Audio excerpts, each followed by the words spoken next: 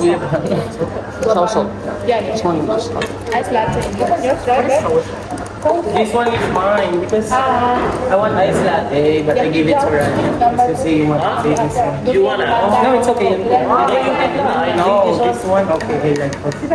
Try this one. Because I like also this one, but this one she wants to try, so I buy that. Because she's the one who pay also mas. Okay lang.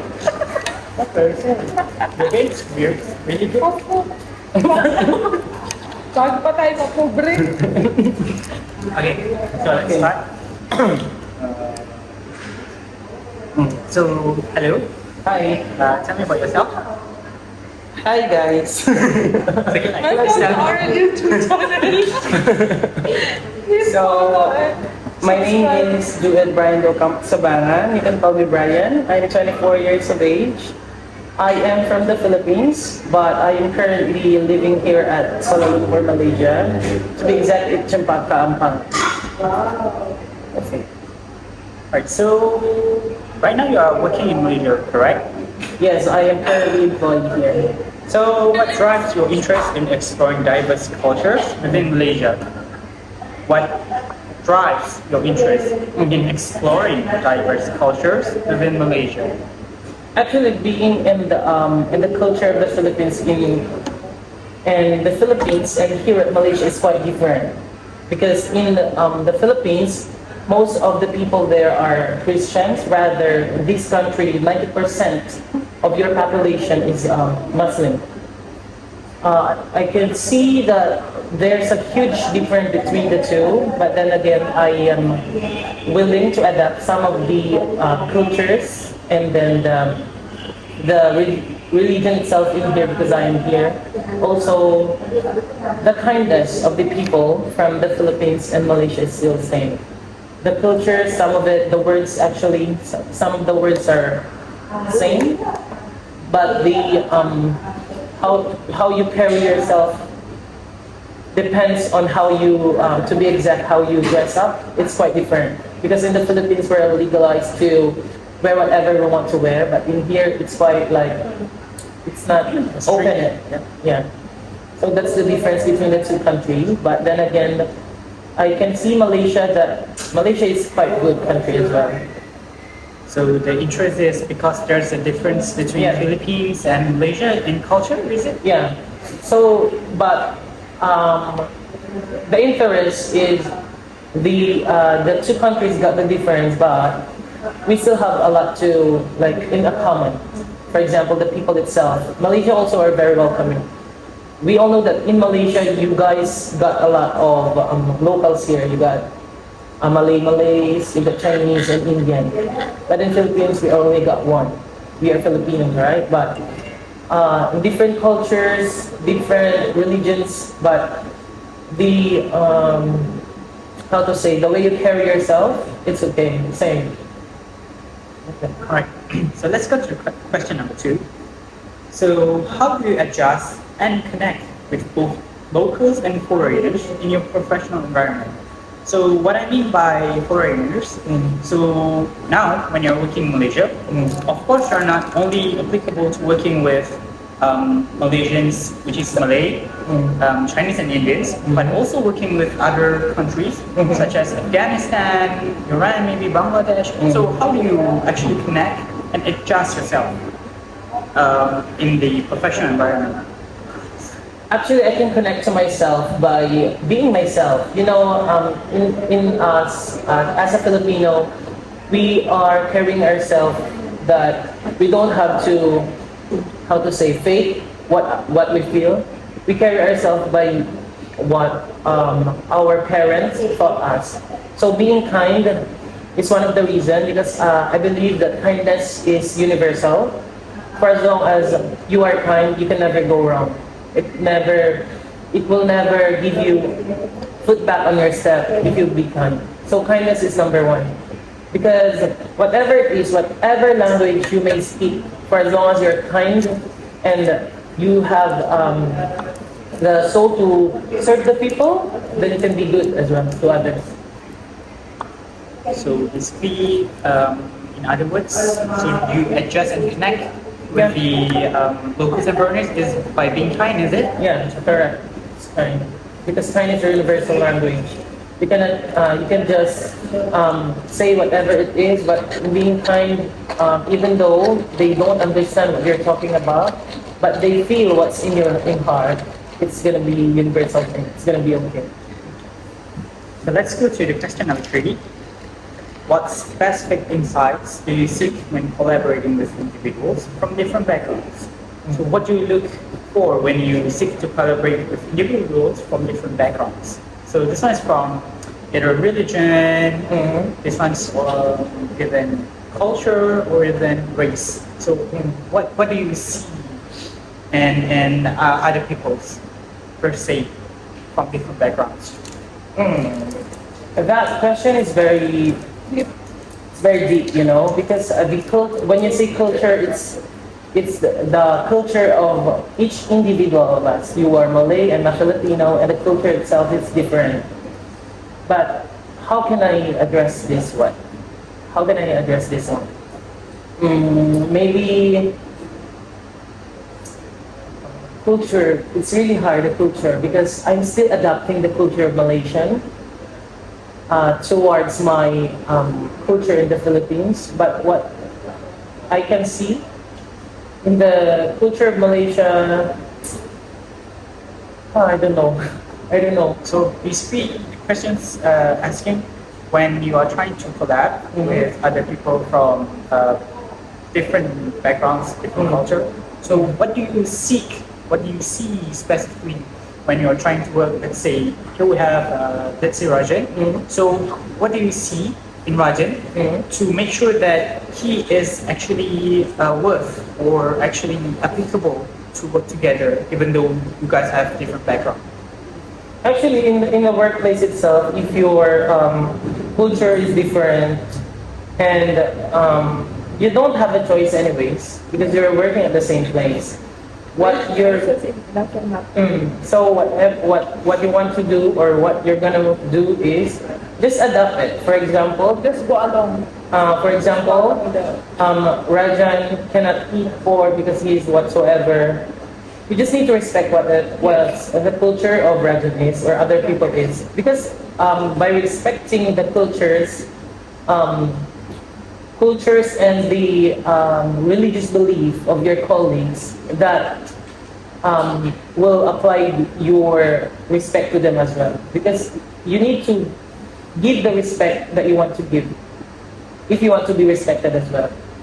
Because a lot of people in here, not only Bangladesh or whatsoever, in general, all religion has a different things to offer. But if you respect that thing or respect the religion, then I don't think there will be a problem at all. Right, so let's go to question number 4. When engaging with a multicultural group, do you employ specific strategies to influence and connect with the people? Pardon? Can you repeat the question? So when engaging with a multicultural group, or basically when you are working with a bunch of people from different backgrounds, culture, or even race, do you actually use any strategies to influence and connect with them? No, actually, I don't use any strategy. Because for me, like I said a while ago, language is universal. Whatever you put into that situation is, or in the workplace is, for as long as you put your heart into it, there's gonna be nothing.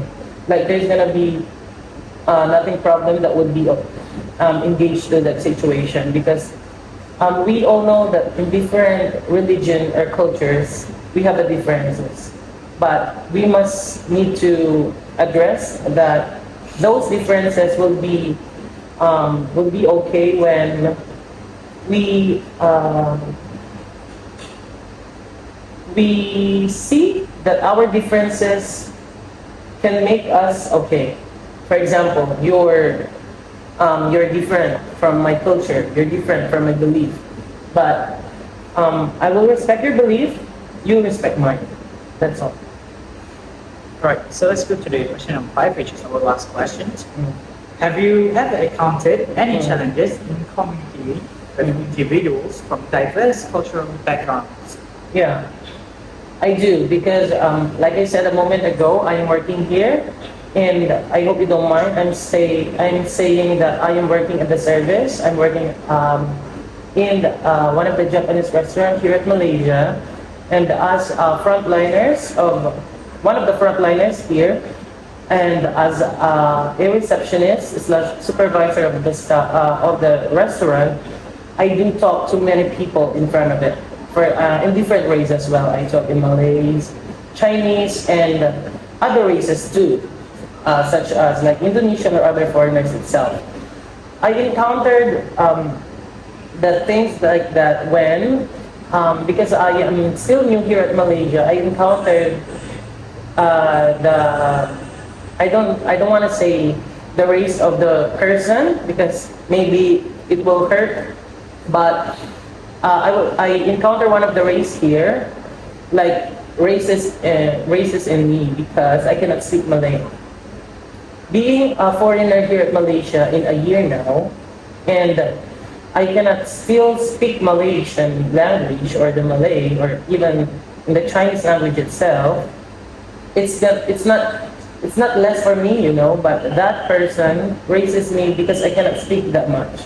I cannot speak Malay, and I'm working at your restaurant. So she said I should be learning to speak Malay, and then I said I'm learning, but as of the moment I cannot still speak. So that's the things that I encountered during the days that even though English is universal language, that whatever it is, for as long as you're in this country, for example Malaysia, you need to learn because not all the people will accept you for speaking in English, but rather they will like pull you down because you cannot speak their own language. That's the thing. So, do you have any examples of challenges? The Other challenges is in communicating with diverse cultural backgrounds? Maybe not only from customers, from your colleagues as well. colleagues. From different culture. I don't think it would be a barrier because coming to my workplace, we got a lot of race. We got Chinese, Malays. We also got Myanmar and Bangladesh. But all of them can speak English, so it's not gonna be like hard for me to talk to them. And then some of the new staff came from Myanmar as well, but they cannot speak English, so we cannot understand each other. But they chose to translate whatever they want to say, just need to understand them. So I don't think there's a conflict between them. So that's from communicating. Yeah, part. communication. But let's say in some culture, maybe being bossy is a part of their culture. Maybe like shouting to each other is normal. So is there any that type example of that kind of culture being like a challenge to you to adapt? Let's say here in Malaysia, when actually people don't really, you know, go and say hi to each other as much as like let's say Indonesia, right? So is there kind of like example of that, you know? So let's say your colleagues back in their culture, it's okay to shout when you know giving instructions, but in your culture it's kind of rude. So is there kind of like that challenges? Any encounter like that? Maybe I would say that our operation manager sometimes. Our operation manager is a Chinese local here. We have 4 supervisors at the restaurant. We have 2 Myanmars, 1 Chinese and 1 Philippines. And the Philippine is me. So in Myanmar and in the Philippines, when we are talking, like, for example, please bust out this one, clean the table. But my range of voice it's high, because in Philippines, right there. In Philippines, if we speak loud, it's normal.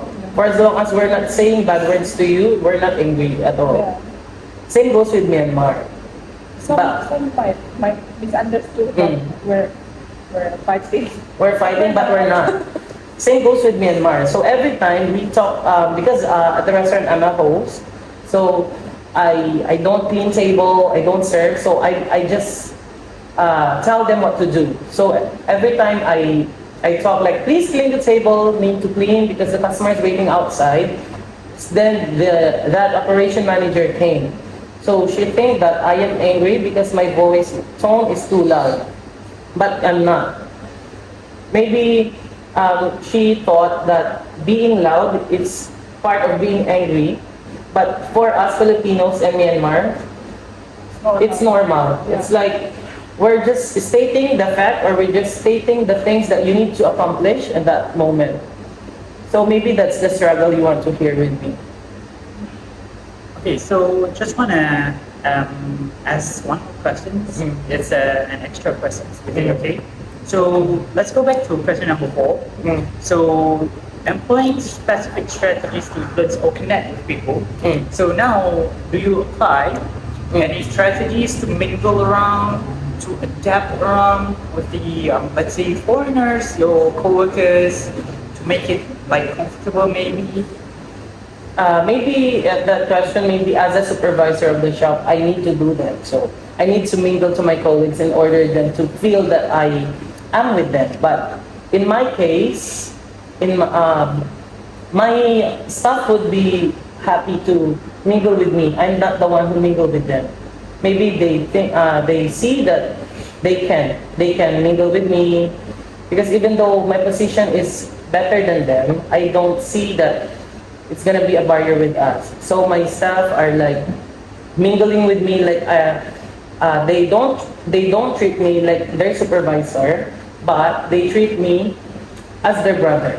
So my staff will always be mingle with me because I think I give a good impression to them.